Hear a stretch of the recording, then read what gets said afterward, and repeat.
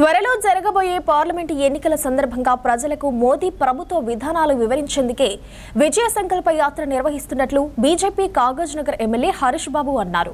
భూపాలపల్లి నుండి మొదలైన విజయ సంకల్ప యాత్ర రేగొండ మీదుగా సాగింది. ఈ యాత్రలో ఎమ్మెల్యే హరీష్ బాబు పాల్గొన్నారు. కేంద్రంలోని నరేంద్ర మోదీ ప్రభుత్వ విధానాలను ప్రజలకు వివరించేందుకు ఈ విజయ సంకల్ప యాత్ర నిర్వహిస్తున్నట్లు తెలిపారు.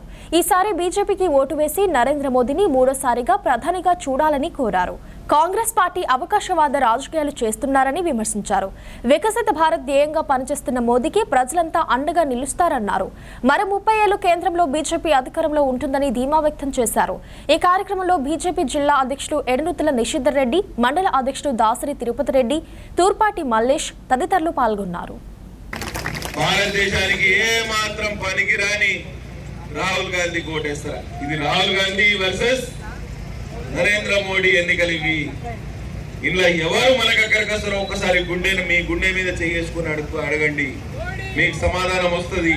కాబట్టి మీరు అసెంబ్లీ ఎన్నికలు అయిపోయినాయి, కాంగ్రెస్ పార్టీకి ఓటు వేసి ఉండవచ్చు కాక, కానీ ఇప్పుడు మాత్రం మనకు పరీక్ష సమయం. ఇది దేశానికి జరిగే ఎన్నికలు కాబట్టి మీరందరూ పెద్ద ఎత్తున నరేంద్ర మోడీ నాయకత్వాన్ని బలపరచండి.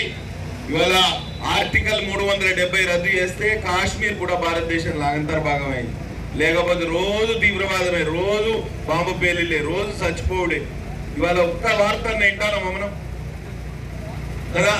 కాబట్టి ఇటువంటి శక్తివంతమైన నాయకత్వానికి మీరు మద్దతు తెలుపుతారా, లేక ఇవాళ కాంగ్రెస్ పార్టీ లాంటి నిరాశవాదులకు ఓట్లేస్తారా? ఒకసారి ఆలోచన చేయండి.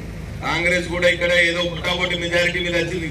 టీఆర్ఎస్ మీద కోపం మీద, బీఆర్ఎస్ మీద ఓటు కోపం మీద, ఎవడు లేక అక్కమోడే దిక్కన్నట్టు ఇవాళ కాంగ్రెస్ పార్టీకి ఓటు వేసి అంతే తప్పించి దాని మీద ప్రేమ ఏనాడు లేకుండే.